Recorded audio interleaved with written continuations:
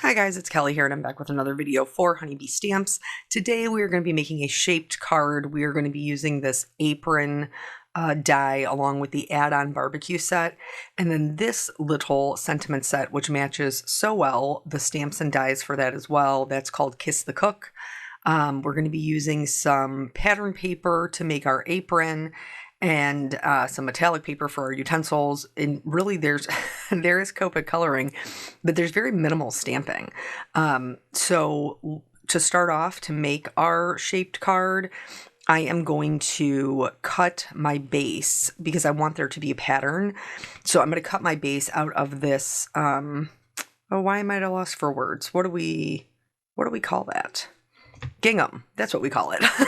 Out of this gingham paper, and then in the die there's also like the string that would go around the top of the apron, a pocket, and then a kind of like inset. That's the piece that's on the white that you would use on the inside of the card. I'm actually going to use it on the inside and the outside so that my gingham looks like a trim instead of being the entire pattern for the whole apron. I have some silver metallic cardstock that I'm going to cut my utensils out of. I'm also going to cut some of their pieces parts, like the handles. The handles match everything, which is super nice. And I will cut those out of black so that everything matches. And then the other parts that you see me laying down, like the little bottles, which there's like a ketchup bottle, a little mustard squeezy, I colored it as a beer bottle because that's my husband, but it could also be like, I'm totally going to butcher the pronunciation of this, Worcestershire, wash your sister, whatever that sauce is called, that sauce, it could also be that, but anywho. So originally I was going to go with the pocket for the apron that was included in the original set, but I decided I was going to go with the more detailed one that's included in the backyard barbecue add-on. If you love this apron, they also have another one that's a garden add-on that's super cute that has all kinds of like gardening tools in it. This is an older set, so if you have never seen it before, it's still really great to make cards with. So for the pocket, because it is intended to be a actual pocket, it cuts these little side and bottom flaps. So what you see me doing here is just kind of like pre-folding them and then really scoring them well with my small bone folder from Honeybee. And this will allow me to adhere the tabs and have the pocket still kind of stick out from the card so that we can tuck in all our cute little die cuts. Very, very adorable. So originally my game plan was not to do a shaped card. I was just going to do the regular apron and then put it on an A2 size card. But that did not end up working out for me. It also, the main piece cuts out these two little slits at the top that you can tuck your little necktie into. So I like to dry fit everything just to make sure I'm happy with how it's looking. And then once I am good with that, then I will go in and start adding my detail. You could absolutely put this together without adding any detail to it, but I think we all like when our cards really come to life. And adding that little bit of dimension with some markers or colored pencils, or if you did this on watercolor paper, you could use watercolors, I think really changes it from just like oh, that's cute, to like, wow, you made that kind of card. So I did pick some darker reds since I cut this out of red cardstock, and I am adding my shading where the necktie portion tucks in and along the inside edge you saw me do. And then for this one, because it has two pockets, I'm adding just a little shading down the middle and then along the sides and the bottom.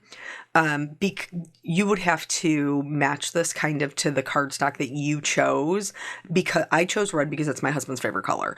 And if you watched one of my videos, the video of the card I actually gave him this year, I mentioned in there that I had actually made him a different card before I realized it wasn't on theme. This is the card that I originally made for Father's Day. However, I could totally repurpose this for a birthday card, like a masculine birthday card. So that is my intention. I'll just have to cut another insert and swap it out. So once I have my darkest color down, then I'm just going to blend it out with my other red markers. So I have like a mid-tone and then I have a lighter red. And you have to also remember with alcohol markers, if that's what you choose to use, they do go down a bit darker and then they will kind of dry back once that alcohol evaporates. So this little one is going to be my ketchup bottle. So I'm doing the lid like a silvery gray.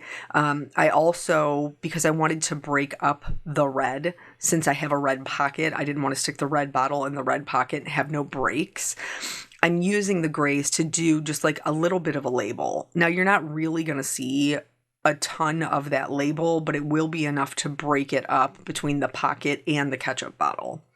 So I'm adding shading in the neck because obviously those things are closer together and you would have shadows there, and then kind of down around the bottom.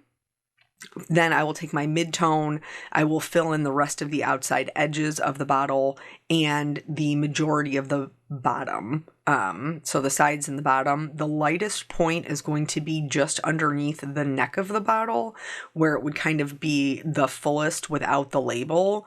If I was doing this without the label, the lightest part would be the that middle section all the way down.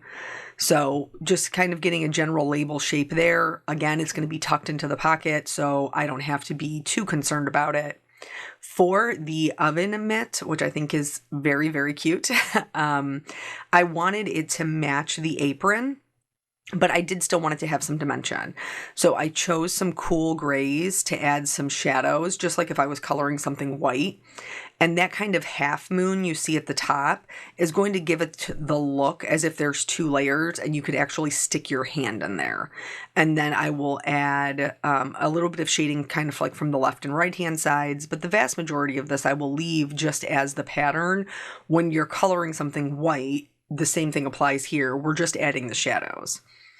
For the other, I told you this is going to be the little mustard bottle. You could certainly do this as like, if your significant other has like a Blackstone, you could do this as oil. They use a lot of oils on the Blackstone.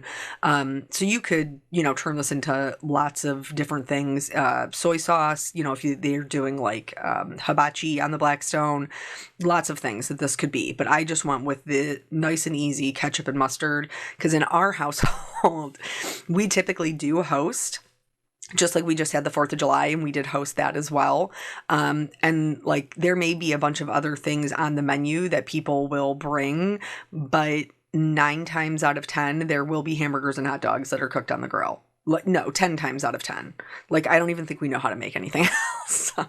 So as I explained earlier, this could be a bunch of different things as well. I went with a beer bottle because that's what my husband enjoys while he is outside grilling in the heat. So I did go for some warmer browns. But one of the things about a beer bottle is it typically has like that amber kind of color. So I went in with warmer browns and I also pulled that YR24 just to help. I'm not using it for the shading necessarily, but I am using it to bring in kind of that amber color to the bottle so that it looks like a traditional beer bottle. For the utensils, because I cut them out of silver and the handles out of black, I really didn't need to do any shading here. I did have to kind of modify some of the die cuts a little bit, so I ended up cutting the back of the tongs twice. So I cut the full tong in silver, and then I cut just the back of it out of black so that I could add those little details to them. And then I did the same thing for kind of the basting brush. I left the handle, like the middle part of the handle silver, and I changed the top of the basting brush to black because those traditionally are not, any sort of metal. They're, a fuzzy little brush.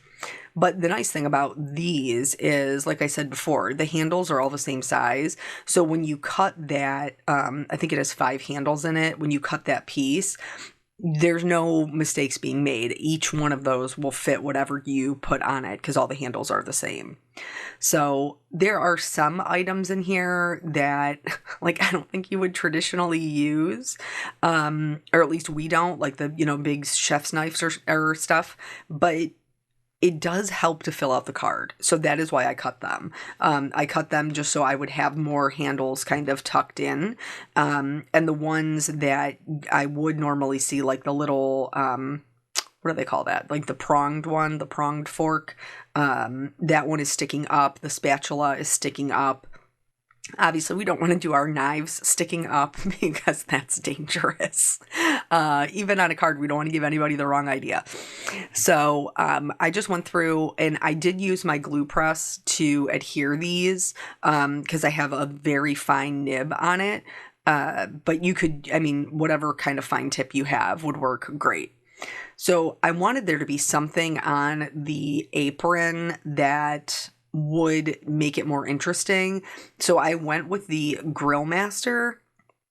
I did consider going with Kiss the Cook, but since I was doing this, obviously this is from me to my husband, so the you're smoking hot makes sense. But really, I mean, you could use this for your dad and just not do that one, just do like Best Dad Ever or Grill Master and leave it at that. So for the you're smoking part, just to have, again, just some more added interest, and to help it kind of stand out, I am doing our Brilliant White Pigment ink on black. I am heat embossing that with a fine detail embossing powder, and just kind of cleaning up any areas that I need, and then I will heat set that until it is smooth. So speaking of the 4th of July, so we just went, we did have everybody over. We also at that time celebrated my nephew getting into dental school, since we were all going to be together anyway. And, but I told you guys I was so excited to go swimming. Like we finally got the pool heater set up and I was super excited to go swimming. And because this is the truth, things like this happen, I swear to you, because we got the pool heater, it basically rained all day. And it was like a little chilly, honestly. So that was kind of a bummer. I was looking forward to taking my kids swimming, and I don't think anybody got in the pool at all. So, but the next day, my wonderful husband took our son swimming, and he had some buddies over, so they spent like 3 or 4 hours in the pool, and we're super excited about that. So I'm glad somebody got some use out of it. My intention is, right now as I'm doing this, it is nap time for my little jelly bean. And so my intention, once I'm done with this, is to use the rest of nap time to at least go sit on the deck and maybe get some sunshine, a little vitamin D in my life while I read my book for book club. So here, I'm trying to enjoy the weather, guys. I'm trying. The weather didn't always want to cooperate. So you can see we have glued down the necktie portion, and you're going to see we're going to have to switch that around. But then we did the Grill Master part just so that the gingham was a kind of a trim, and then we've added the pocket. Now, I did mess around with this till I was happy with how they were looking before I started gluing everything together, and I spared you that because I did mess around with it a lot. But for the most part, everything stayed pretty much just like this. I'm just going in with the with my tweezers, which I was never a tweezers person. I was always like, I don't need them. And then I got my set of tweezers and I desperately needed them. So I'm just going to go in, the little, what are those? The little tongs things I did leave on the outside. Again, we're just looking for some things that, not everything looks the same, and it does add interest. I should mention, speaking of 4th of July, there's tons of sales still going on. Honeybee also has a sale going on. They're offering an additional 20% off their sale section. The sentiments for this are in that section. They're being retired. But a lot of people don't know, and I share this on my channel pretty frequently, but Honeybee also carries a lot of other stuff. So in their sales section is not just wonderful Honeybee products of, stamps, dies, stencils, things like that, but there's also pastes, glitters, sequins, alcohol inks. There's all kinds of stuff in their sales section. So getting it at a discount and then an additional 20% off is really a very good deal. So I would encourage you to check that out. So here's where I realized that my card was not going to fit in an A2 sized envelope because I put my necktie up too high. So I pulled it off of the back. Now, thankfully, nobody's going to see the back, so it doesn't matter. But now I'm using an envelope here to just make sure that I can pull it up as high as possible and still have it fit in that envelope. And then I will go back in and re-glue it. This is also around about the time I decided that I was actually going to make a shaped card because I didn't like the way that it looked on an A2 base. So here's me trying to figure out how I'm going to put it on the base. And I'm like, nah, we're going to go back and just die cut some more. So I'm going to die cut the back of it out of a slightly darker red than we used for the front. I'm also going to die cut the side that will hold it together. That's what I'm doing there with the bone folder, and I cut that out of gingham. And this will hold the two pieces together to become a shaped card. And then because I now am using this as a shaped card, I cut another piece of the base out of white that I can put over the back here and have this be covered and nice and clean. I traditionally will, like birthday cards or Father's Day cards, whatever, I will write my husband a little kind of heartfelt note. So that would give you space to write a longer note if you're like me. I did have some adhesive that kind of got in the way there. That's what you saw me doing there with the eraser. And then now I will take this kind of insert that we used on the front to create the trim. I will now put that on the inside of the card, and you're going to see that I will stamp the Happy Father's Day. You want to do any of your stamping on the inside of the card before you actually put the two pieces together, or you can run into some issues with maybe not having enough room, like if your stamp positioner is like a mini Misty, and you need a full-size Misty. Like I said, I chose Happy Father's Day. Since I did not use it for Father's Day, I will be able to swap out those pieces. I'll just stamp another insert and then put it over top. But I think these are really super cute for like a more masculine card. I know a lot of us struggle with that. And there's some people who, they're like, but masculine cards are flowers or, whatever I have, I give. I don't, they don't make a different kind of card for somebody, whether they're male or female. I try to make my cards kind of fit my recipient for, whomever I am giving it to. So this one, this Grill Master, You're Smoking Hot kind of thing is definitely fitting from me for my husband because he does do all the grilling. I'm honestly afraid of it. Like, that's just the truth. The grill scares me. So because I didn't do this originally, and I'm kind of doing it after I built the card, I did have to trim down the front portion of the connector piece. I just had to trim like 1/8 of an inch off so that I could fit it next to the pocket. So now I then had to put another piece of the tear tape on there, and now it will fit nicely. I'll just slide it in next to the pocket underneath that little prong fork thing that I still don't have a name for. And then I will get it lined up with the top and the bottom because you don't want it to come up too high and change the shape of your card. So once I have that there, then I will be able to put my back on, make sure they're nice and lined up, and then I will fold that piece over once I'm sure that they are perfectly aligned. So normally I would do like the sequins and all of that stuff. I am not going to totally skip out on the shimmer. I'm going to add a little bit to the ketchup bottle, the mustard, and the beer bottle. And then I'm going to do some white highlights along the same things, along the different bottles. And then this a la Christina Warner, I don't even know when she stopped doing. Maybe she hasn't stopped doing it. Maybe she still is. But I used the white gel pen to add a little bit of a stitching detail onto the pocket because, again, we're just trying to add interest. So that is my shaped masculine card. I hope that you guys are inspired to kind of color your die cuts and bring them to life. Thank you guys so much for joining me. I always appreciate your time, and I will catch you on the next video. Bye.